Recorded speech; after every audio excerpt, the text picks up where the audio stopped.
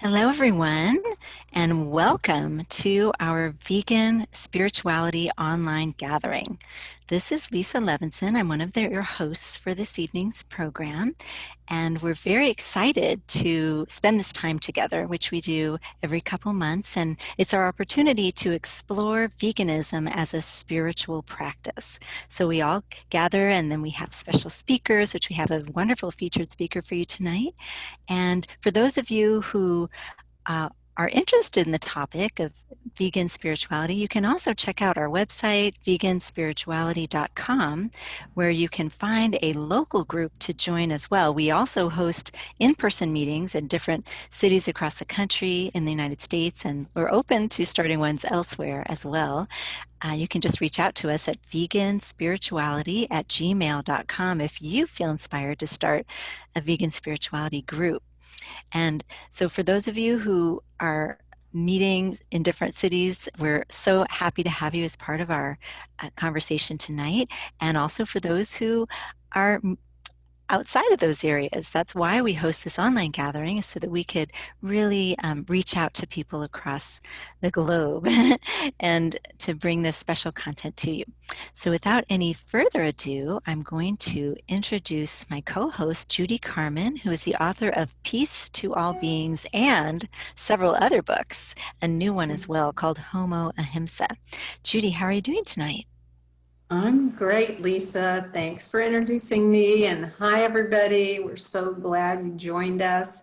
And we are so excited to have Hope Bohanec join us tonight. She is a 30-year vegan, and she has so much to share with us and so much wisdom.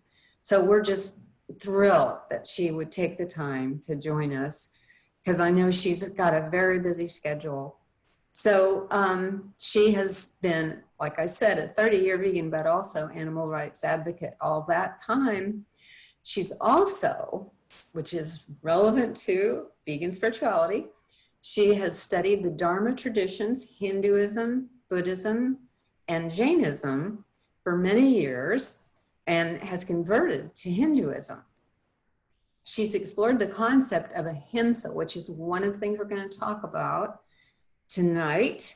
And we love that word, that Sanskrit word that means nonviolence, non-harm in the Eastern religions. And she will explain the connection of the concepts of Dharma, karma, and ahimsa, as well as ahimsa in the Yoga Sutras. So we're going to learn a lot tonight. Hope is interested in how to apply ahimsa in our daily lives, to cultivate spiritual mindfulness and consider our relationship to farmed animals and the impact of animal agriculture has on climate disruption and on our planet. Her excellent book, The Ultimate Betrayal, Is There Happy Meat?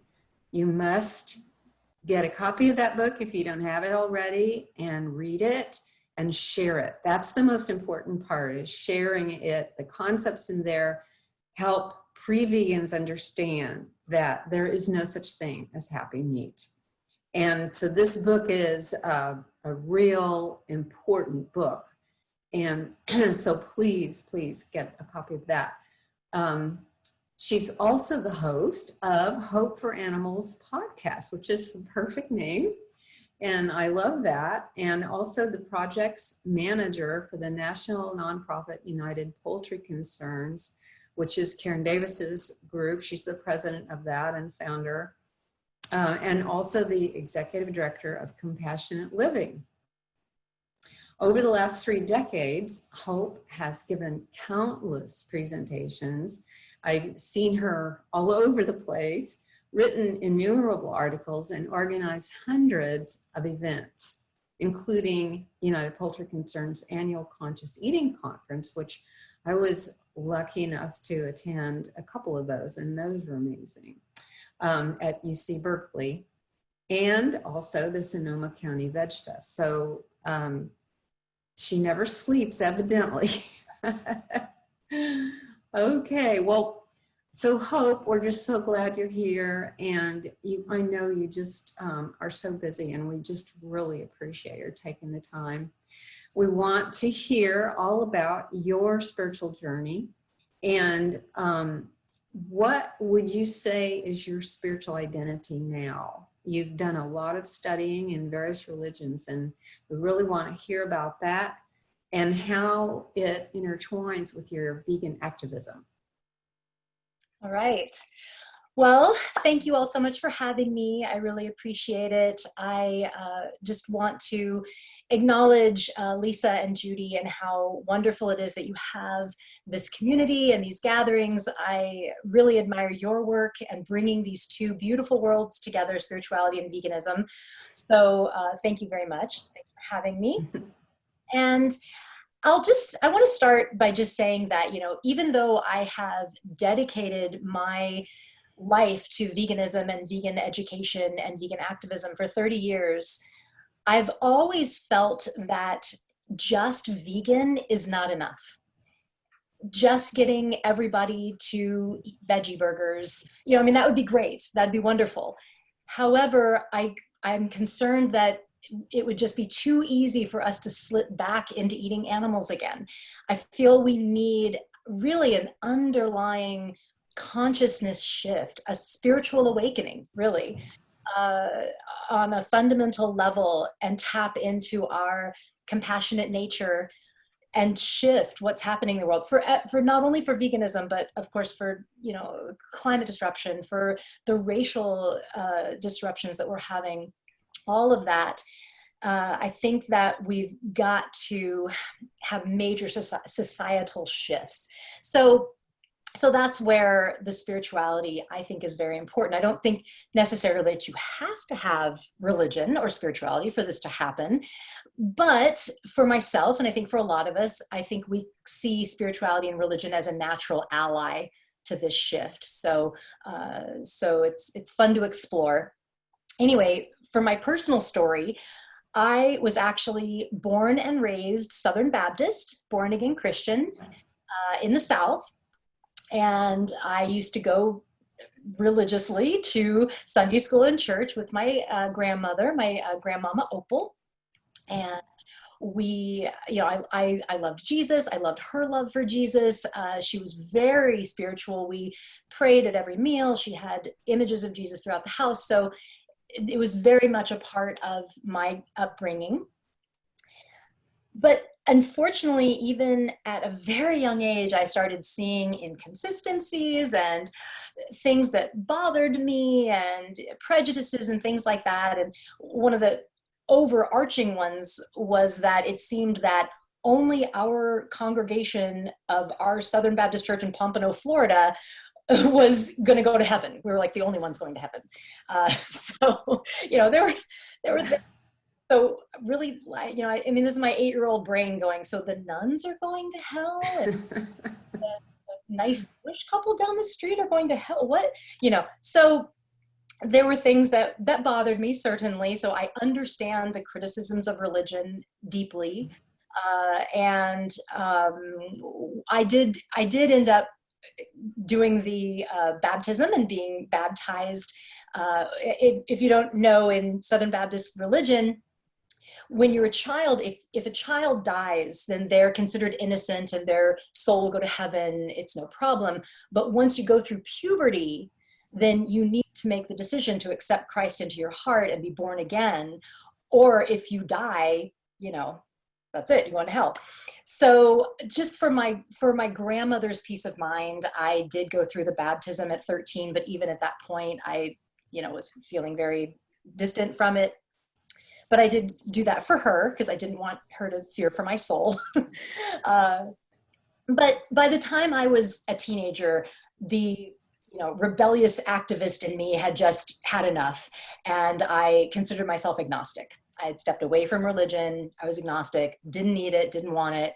Veganism was my new purpose. Veganism was my new focus and meaning in life, and that was my religion, really. And that was enough for me for a while, and that was fine.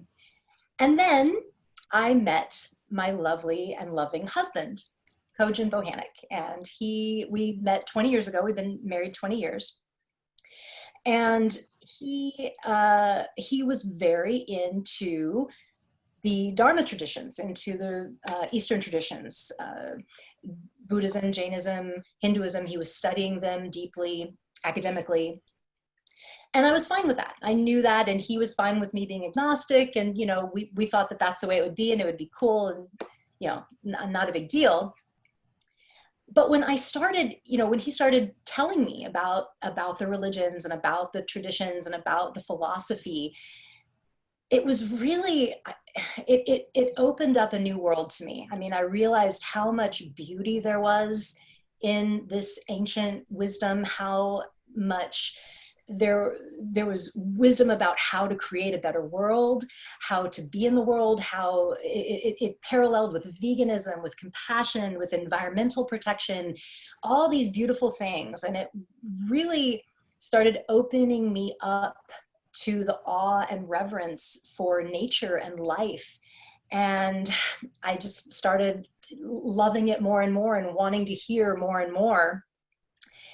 And I'll give Kojin credit for anything that I say and anything that I know. He is, you know, I do study myself, I read myself, but really it's the deep conversations that I've had with my husband over the 20 years that have given me the knowledge that I have. And he, you know, I'm just lucky enough to have this incredibly smart man who actually, you know, is reading and translating Sanskrit literature. He's fluent in Sanskrit and has been studying it academically for 10 years. He teaches Sanskrit. So he's working with the ancient Sanskrit literature directly on an academic level. So anyway, he is my guru. I credit him for anything I say or do. And it's kind of tradition for us to say anything that I say that's stupid, that's myself. Anything that I say that's smart, that's my guru. So, so that's Kojin, my husband. So I called myself agnostic, and at that time during my agnostic period, I was I was kind of in a state of anger about the world, about everything being so random and unfair and meaningless, all the suffering, you know.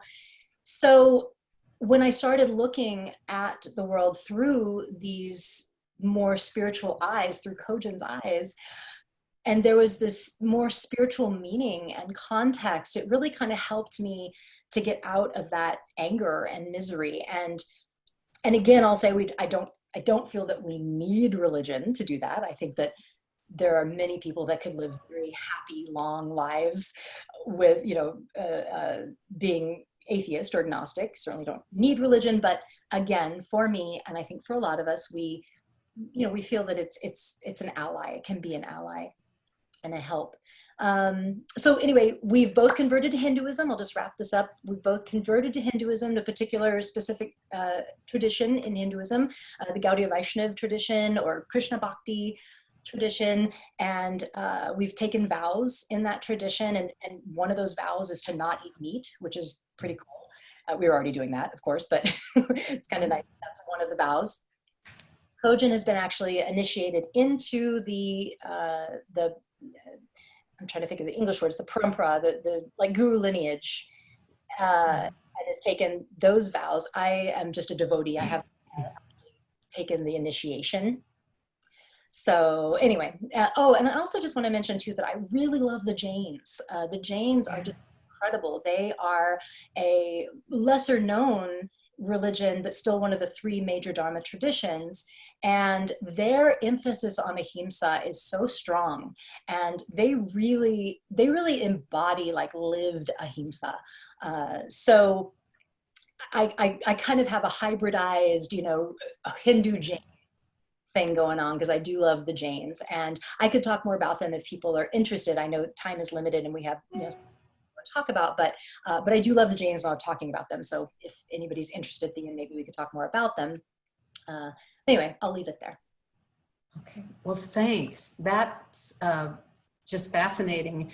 And I'm sure to everybody, because a lot of us have gone through similar experiences. And I actually went through a similar thing. I considered myself an atheist for 15 years.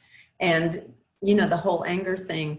But then, you know, something woke up in me and I have found, yeah, that spirituality, it helps us hang on to that, the ethical part of veganism in such a strong way. And so many activism groups for peace and human rights and all these have a basis in various religions. And so I really believe that it helps our cause to have a spiritual base of some kind. And like you said, not for everybody, but to expand this concept out a little bit. So I wanted to ask you, you have said that to fully understand ahimsa, which, as I said, is one of our favorite words, but I'm sure we in the West don't understand it as well as you do. So you're saying you need to also understand the concepts of Dharma and karma. So how do these three dharmic concepts relate to each other?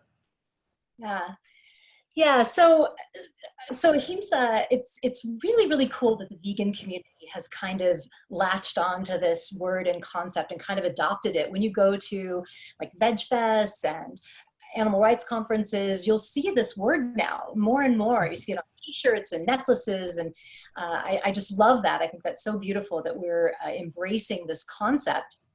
So the word, it literally means non-harming or non-violence. Himsa means violence, or it means harm, and negates it. So ahimsa is not harming. But really, you can think about it more as like a dynamic compassion, an active dynamic compassion. And there's really no English equivalent to the word. So we kind of got to explain it. And so there's these three concepts, like you were saying, Dharma, karma, and ahimsa, and they kind of work together. And all three of the major Eastern religions, Buddhism, Hinduism, and Jainism, all three, it's really interesting because they disagree on a lot. I mean, you'd be surprised. They disagree on who God is, what God is, whether we have a soul or not. I mean, all these things are very debated amongst Buddhists and even Hindus in Hinduism, you know, not just Buddhism and Hinduism, but even within. So there's a lot of debate. But there are these three concepts that they all share, and they all agree. They all agree on their meanings. They all agree pretty much on, you know, that the concepts are dynamic and to be studied. So it's kind of cool that all three agree on these three concepts. So let's start with Dharma. Okay, so Dharma. So on a macro level, on the big, it has numerous different meanings, and there's so much to it. So I'm kind of just giving like the Cliff Notes version, which is difficult. But macro, you can think of Dharma as kind of like the harmonious flow of the universe, or how the universe functions and flows in a positive and a perfect way.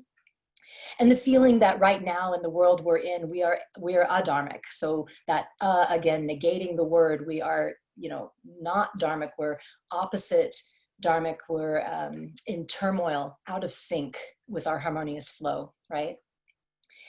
So that's kind of Dharma on a macro level. Then there's community and societal Dharma. So there's Dharma within a community, within a society, and then we get into Dharma Shastras and laws and stuff. And then on a more micro level, on a personal level, Dharma is kind of your own personal code of conduct, your own ethical code of conduct. It's also kind of what you were born to do, your trajectory in life, finding your purpose, your meaning of life is your swadharma, is what the term is.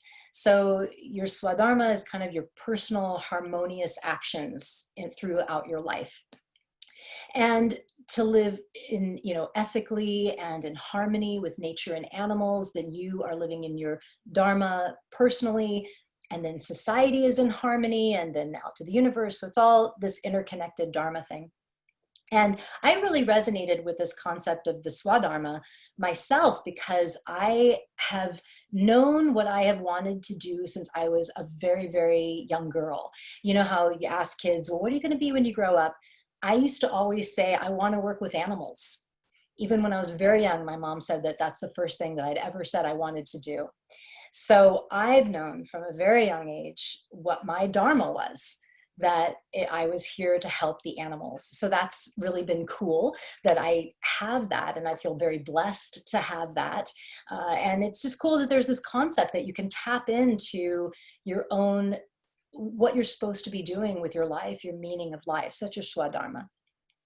So again, just it's Cliff Notes version. I see the time ticking, so I'm going to move on now to karma. So that's Dharma. So now we know Dharma. Now karma. Now karma, this is a word that we're more familiar with in the West, right? And I think everyone can agree on some level that, you know, with the concept of, well, what you do comes back to you, or what energy you put out, that's what you're going to get back, right? So that's karma. But that's just scratching the surface, really, of it. And there's something that's often misunderstood with Western minds, because even if someone is not a religious Western person, we still only think of ourselves as having one life. In the West, we don't really have the concept of reincarnation and transmigration, which is throughout the Dharma traditions, throughout the Eastern traditions. It's just a given that there's reincarnation. So because we don't have this concept, it's harder for us to understand karma. Karma is about your karma following you lifetime over lifetime. And, you know, this can get a little metaphysical and esoteric, but I think that with this forum, I'm able to go there, which I love. And that's really where karma manifests, is in reincarnation.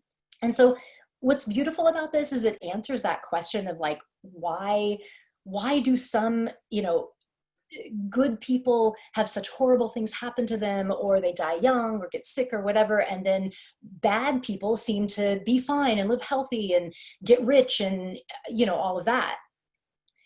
And I've seen this meme that is obviously made by a Western person, because it says something like, hey karma, I think you missed somebody, or I think you've missed some people, you know, like these bad people being able to get away with good things. But it's not taking into consideration that karma is building and it's about the condition of your next lifetime. Okay. Again, I'm a Cliff Notes version trying to fit a lot in, but I think hopefully you get the gist. And, you know, and also I'll just say too, we're really seeing the manifestation of collective karma right now with COVID-19. It's absolutely, I believe, collective karma from us trafficking wildlife, eating animals. We've known that this causes diseases. We've known that this causes all these viruses. We've had warning after SARS, after this, after that. And here we are in a pandemic because we are adharmic and we're not following Ahimsa, pretty much.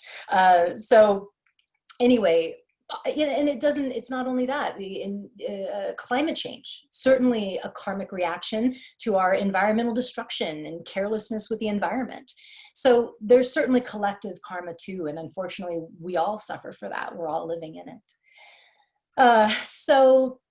But the concept of karma and eating animals, now we're kind of getting into veganism, it's throughout the literature. It's said over and over and over again in all three dharmic traditions, pretty much that killing and eating animals is like the worst thing you can do for your karma, the worst. There's a Shastra that says if you harm an animal, however many hairs is on that animal's body, you will be reborn to suffer that many times. So it's really this powerful action and reaction, and we don't want to cause harm because it will come back. So yeah. Okay. So that's all I'll say about karma. And now, you know, so we want to be compassionate. We want to not harm others, so that we can build good karma. And now, how do we do that? Well, ahimsa. That's how we do that.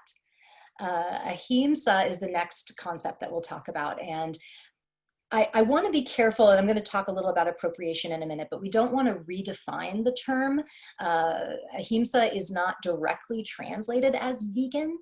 Okay, so it's important to know that the word ahimsa is not limited to animals or animal products. It's a much broader concept of nonviolence toward anything and everything and everyone in the world and everything in the world. So it's not limited to animals, and we need to be careful of that.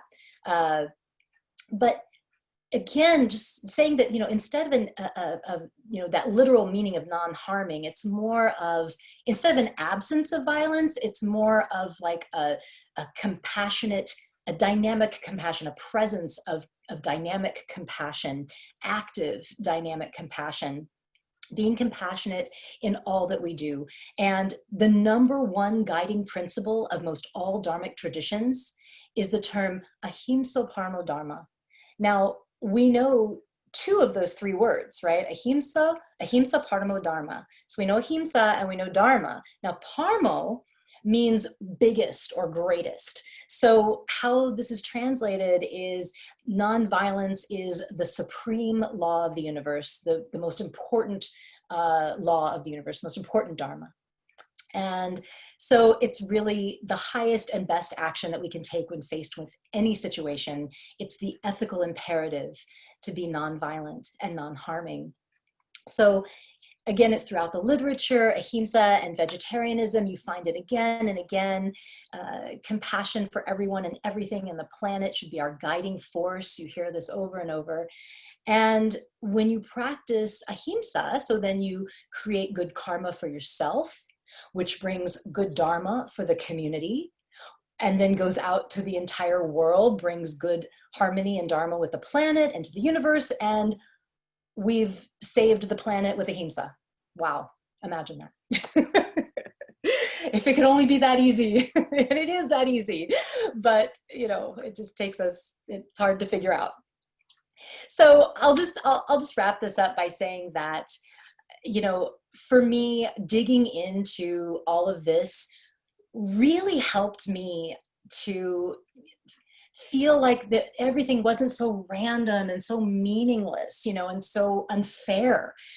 It's suddenly there was this it started to make sense, and I started feeling more accepting and connected. There was this beautiful, beautiful, like cosmic justice, of karma and ahimsa. And I just, anyway, it really enriches my life. And I hope that was, enjoyable. And I'll wrap it up there. Okay, yeah. So that really helps us understand ahimsa even at a deeper level, and how we want to create a good flow of the universe, like you were saying, the Dharma. And in order to do that, you have to have ahimsa. We have to help people understand ahimsa. And so, yeah, my book, Homo Ahimsa, is about transitioning from Homo sapiens that's done all this damage to Homo Ahimsa. And yeah, I have ahimsa on, I made a license plate for the front of the car that says ahimsa on it. I had a printer do that. And it gets, people asking, what does that mean? And when you say, it means nonviolence, that's like, oh, well, why would you put that on the front of your car? Well, there's just so many reasons. And yeah, if they'll listen, you can talk about how nonviolence to, like you said, everyone, animals and everyone, and the trees and the plants, that is where we have to go if we're going to create this beautiful Dharma for the world, like we're supposed to do. And I think I really believe that's why we're here.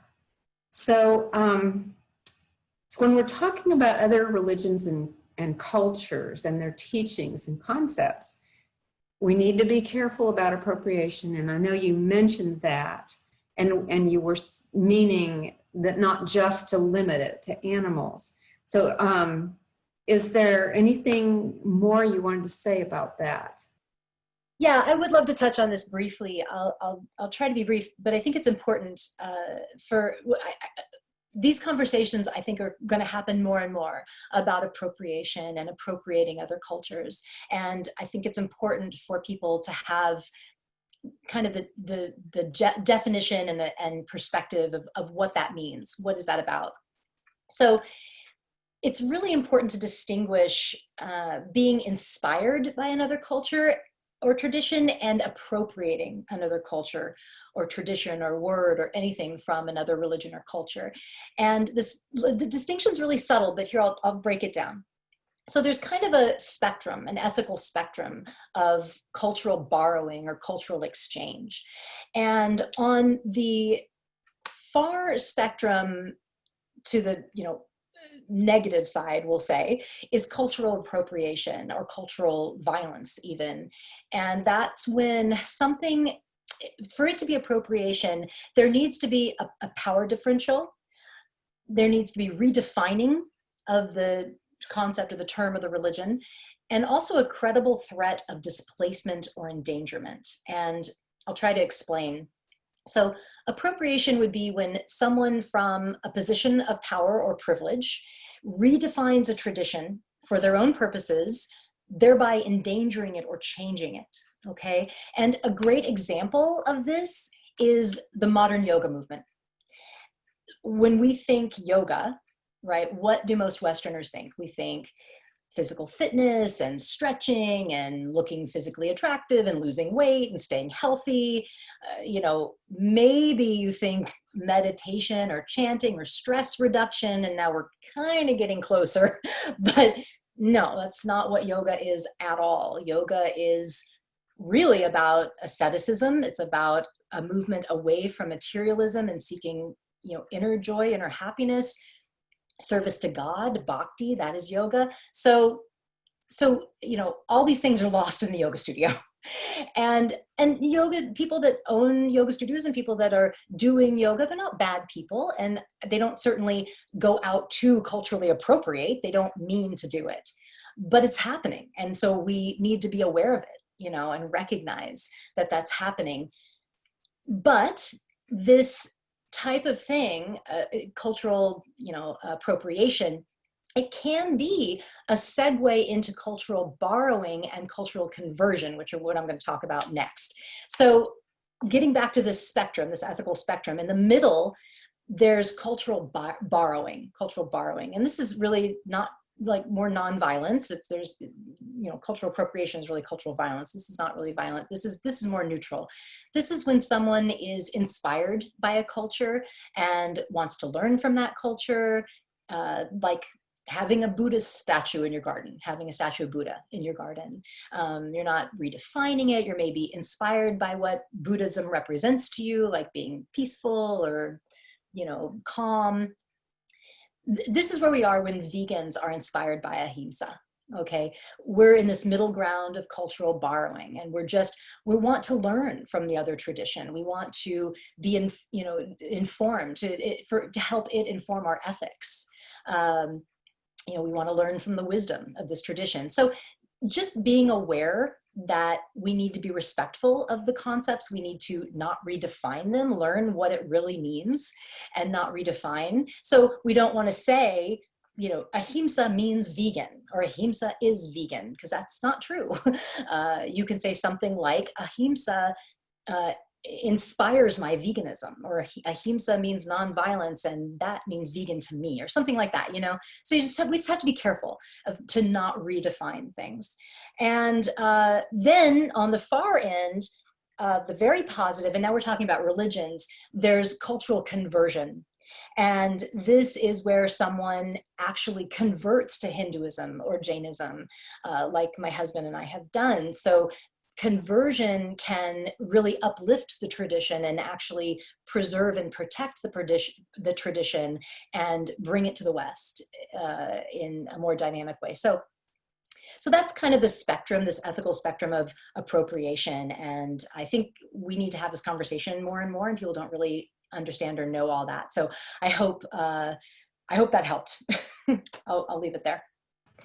Yeah, that was a great explanation. And it relates to a lot of things that are going on these days.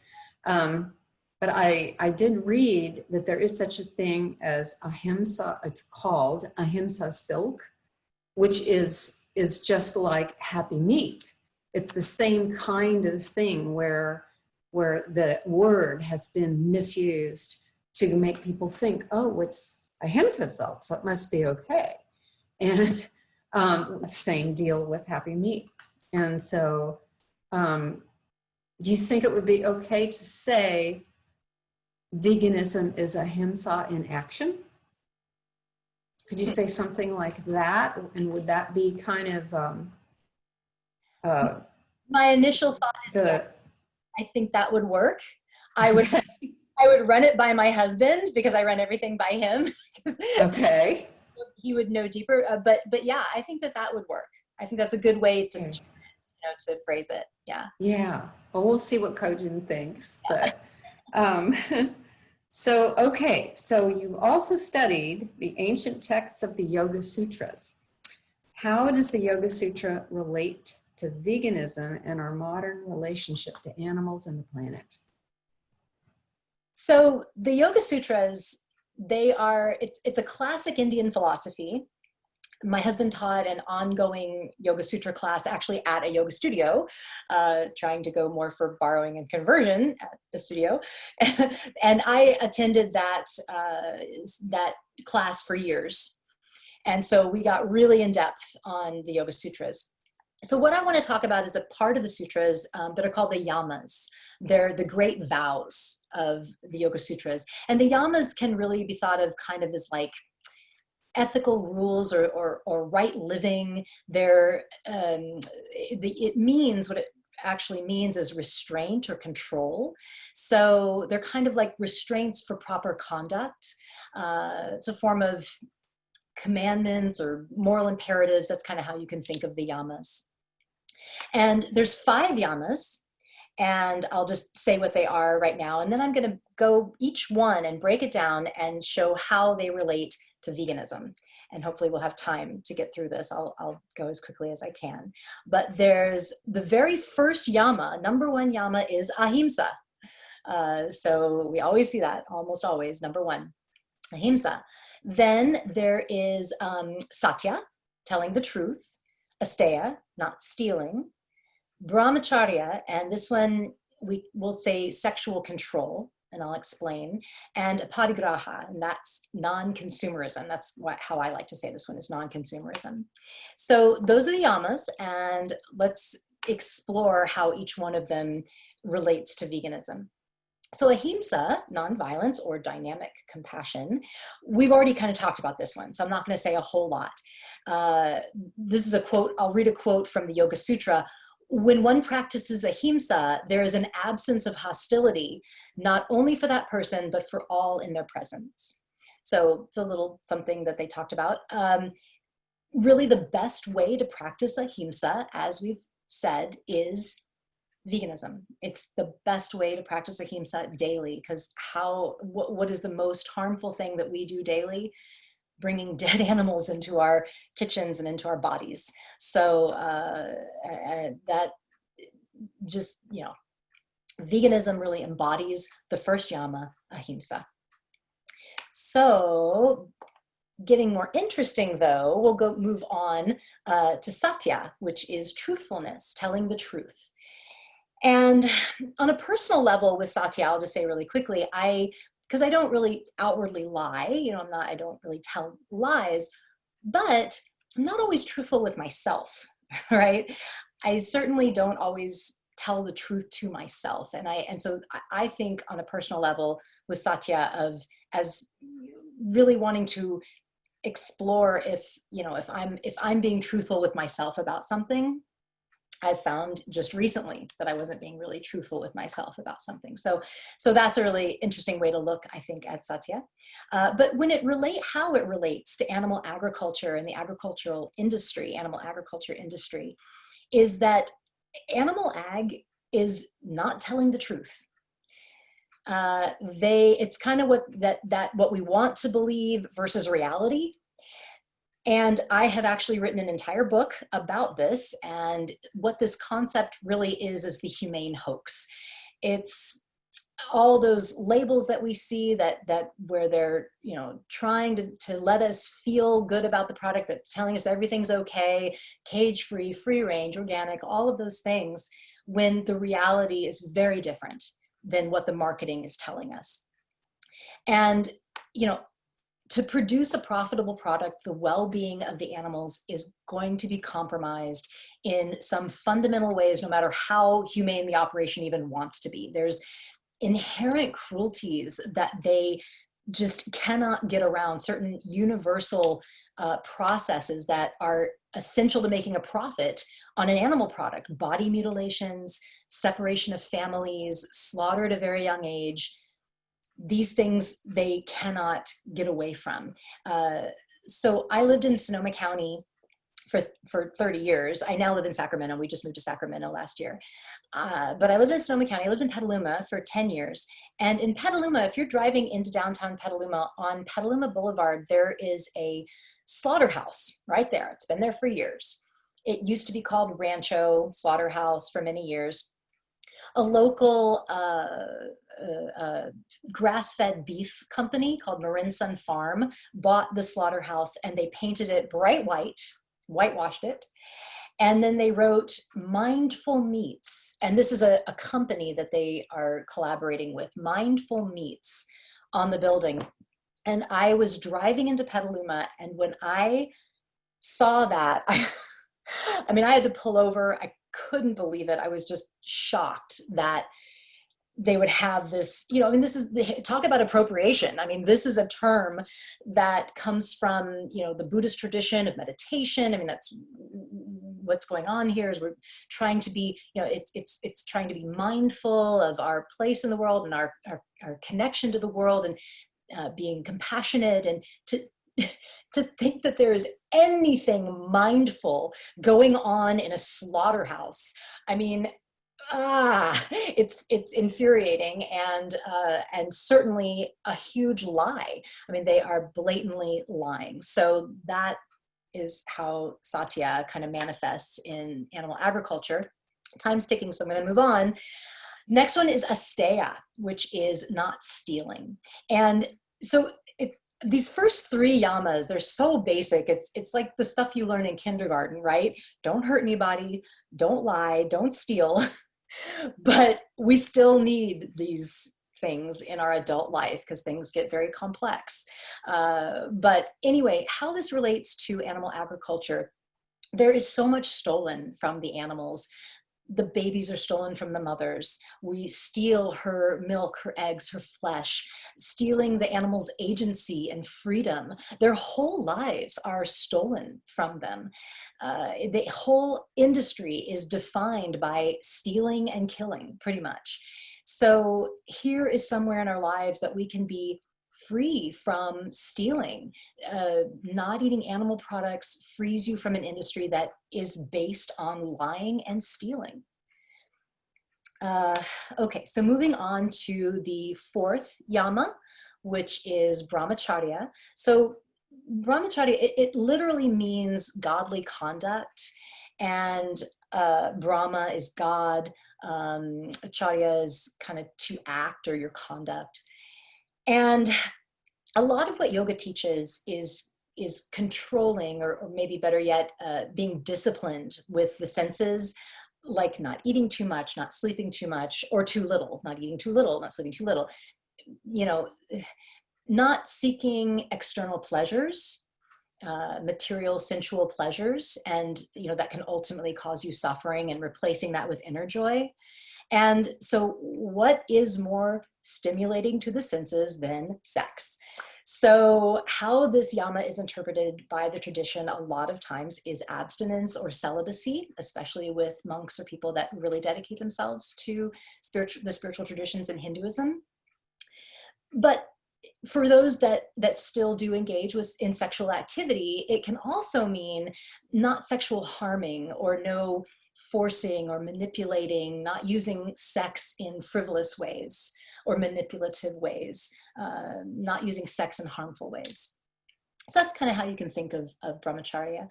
And when it comes to animal ag, both the female and the male animals are absolutely sexually violated. To breed the billions of animals that are killed every year, there's artificial insemination of the dairy cows. Turkeys have been bred and genetically manipulated for so many generations that they're so huge they can't mate naturally. The tom would just crush the hen. So they have to separate the sexes, and well, I don't know if I want to get into the gory details, because it is just absolutely terrible sexual violation of these animals. I can see that time is closing in, so I'm not going to get into the details, but I do encourage you to watch a video possibly of artificial insemination of a dairy cow, just to see what kind of violation it is. It's really horrible, and something that's not talked about much in our vegan, education and communication, maybe because it's uncomfortable, but it's certainly something that's very prevalent, and that is the sexual violation of these animals. So here is another way that you can adhere to the yamas, is to not be part of this sexual violation of animals. So the last one, the fifth yama, is aparigraha, not over-consuming. So graha means to grasp, and pari it's a prefix. It means kind of beyond. So a parigraha means not grasping or not wanting more than you need, basically. This one's about not over consuming and not using more resources than we should, not being greedy. Gandhi said about this concept, if you have a chair that you don't sit in, then you're stealing that chair from someone else. So it's kind of the zero waste yama. That's what you can think of it as, is the zero waste yama. And how this one relates to animal agriculture is, I believe, the environmental impact. And just having these billions of farmed animals alive wastes wastes tons of resources, and grain and soybeans and corn and water and energy and fossil fuel, causes air pollution, water pollution, greenhouse gas emissions. It's just such a wasteful industry. And I see that time is really tight, so I had some statistics that I wanted to read about the environmental impacts, but we know these, we've heard them. I'll just say the one last one I was going to say is that there is a scientific body called the Alliance for World Scientists, and it consists of 15,000 scientists from 184 countries. And they came out with a paper. They analyzed what was the most impactful way that what individuals could do that was the most impactful thing to curb their impact on climate change. And the conclusion that all 15,000 scientists came to is that they said the number one thing: encourage people to avoid all animal products.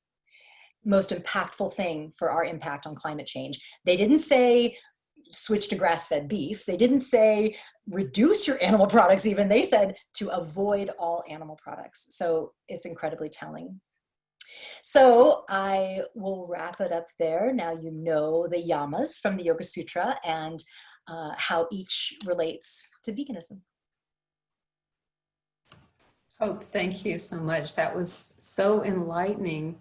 I want you to be able to talk about your podcast, Hope for the Animals. And I think we've got 10 minutes left, and I know Lisa has another thing right after this.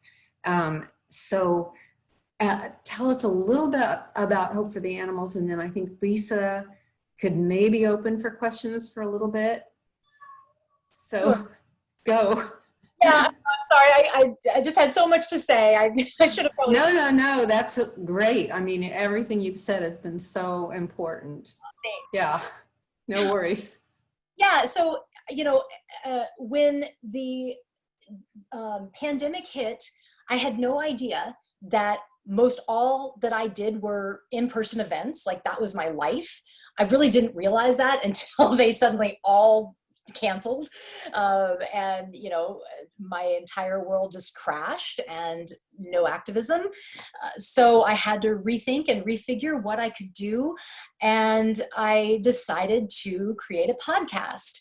And it was a huge, crazy endeavor. I spent all of April trying to figure it out on my own. I am not technically that good at all or technically savvy. I just went for it and YouTube tutorial videos and figured it out. So I've started the Hope for the Animals podcast. We launched in May, and we just hit 1,500 downloads. So that's pretty good in 4 months. People listen in, I think it was 12 different countries. So that's really cool. And I'd love for people to check it out. The website's hopefortheanimalspodcast.org. And also you can find it if you just search Hope for the Animals on whatever you listen to podcasts on, Apple and Spotify, and I'm all on all those formats. So, yeah. So, and how often do you broadcast? Well, I didn't want to set a specific, because oh, okay. Yeah, I put out about 3 or 4 a month, and okay. Kind of, it's a little sporadic. I'm not like every 2 weeks, because I just don't want to give myself that kind of pressure. But yeah, there's a lot of them now to listen to, so you can go back and listen to the archives. Awesome. Well, maybe we better see if Lisa wants to open up for questions. I think we've got about 8 minutes.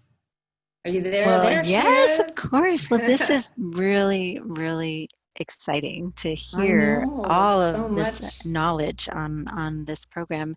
I think it was so clear the way you described everything, Hope, and I'm very grateful to you for going through some of these details. I know people are interested in some of the Eastern traditions, but don't have some of the specifics that you provided today. So thank you very much. Yeah. And wanted to share, we have a question here that is, what is your reaction to the reality that some people are aware or enlightened in some ways, meaning their hearts are fully open, but in other ways, their hearts are closed, such as either being prejudiced or bigoted or still eating animals or using leather? Yeah, it's tough. It's a tough one. And this is what I'll say, is that we're all human. Even an enlightened being in this planet, on this planet, in this material realm, is human. And humans are terribly flawed, and we do the best we can. And it's true that, even some very, very enlightened beings, people, gurus in our lineage, are, still eat dairy. And it's frustrating. It's a tough one.